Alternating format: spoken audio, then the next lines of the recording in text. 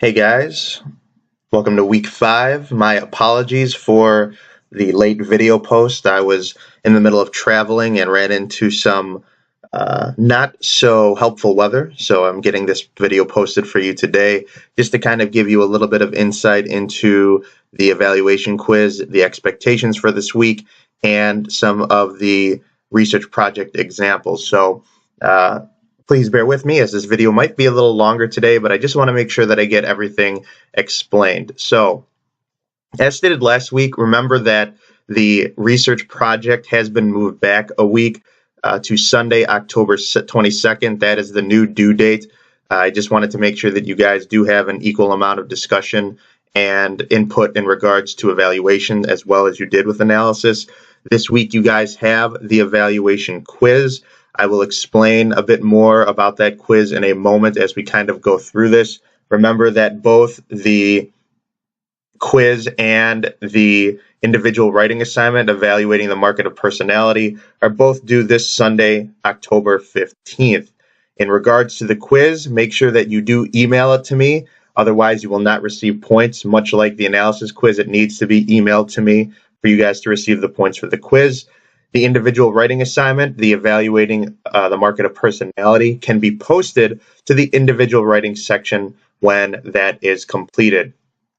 In regards to those assignments, for the evaluating the market of personality, just to kind of break that down first, under the individual writing section, you will see that here.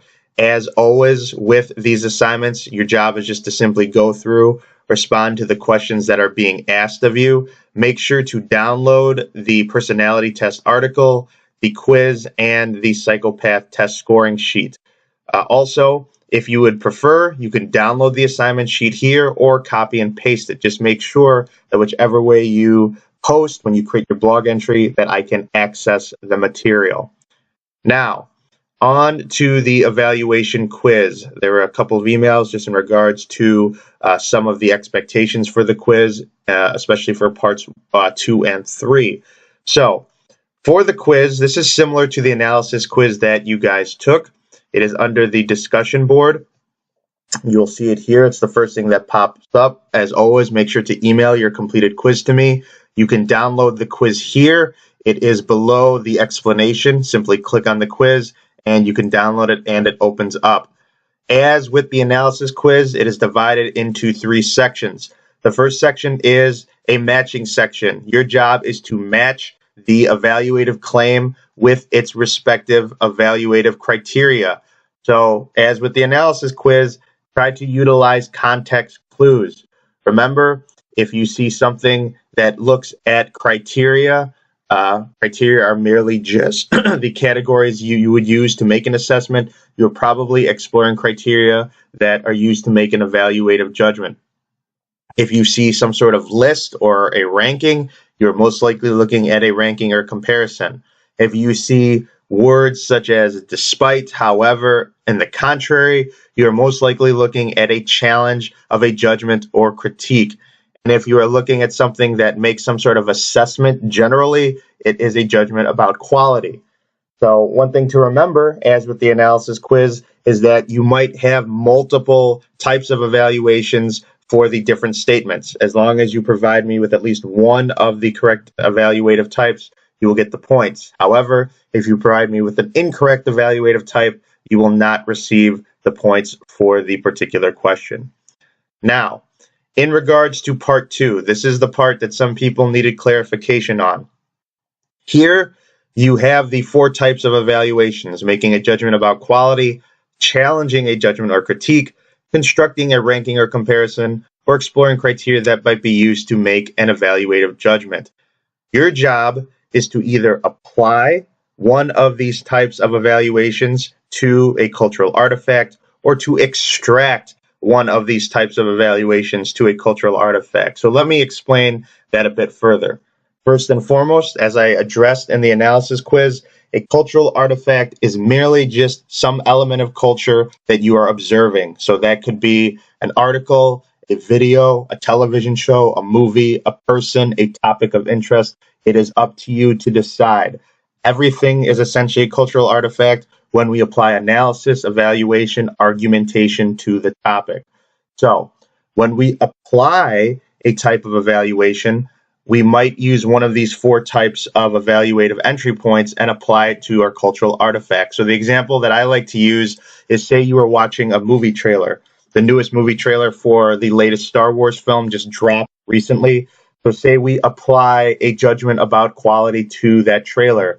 We would essentially watch the trailer, we would summarize what the trailer is about, and then we would make our judgment about quality. We would assess the trailer, what our expectations are, whether we think the movie would be good, bad, better than the first Star Wars remake or episode 7 for that matter. Might be worse, might be overrated, might be epic. It is up to you to make an assessment about quality.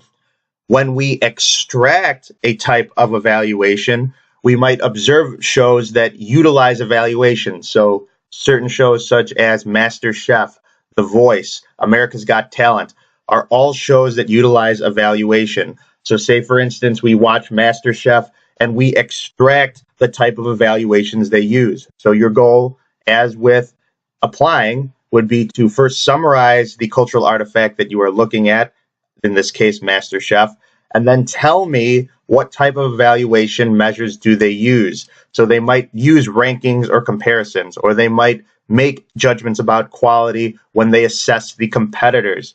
That would be the goal. So the difference between applying is you are applying the type of evaluation. When you are extracting, you are telling me the type of evaluation that is being used.